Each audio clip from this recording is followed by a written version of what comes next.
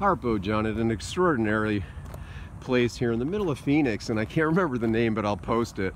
Looks like it's closed for now, boarded up, but extraordinary. I think it was privately owned, and then I do believe Arizona or Phoenix itself has purchased the property a long time ago. And it's nothing but spectacular today with the monsoon thunderstorm clouds. And we're enjoying watching airplanes flying into Sky Harbor over this. Trying to remember the name of the family, but it's a legendary place. I have videoed, photographed it before, but it's been about 5 years, so it's closed. But I thought I would just, for the heck of it, try not to hurt anything and take a quick little video in here. And as you can see, it's just surrounded by these majestic saguaros.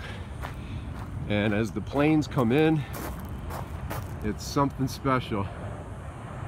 Right here, flying into Sky Harbor Airport in Phoenix.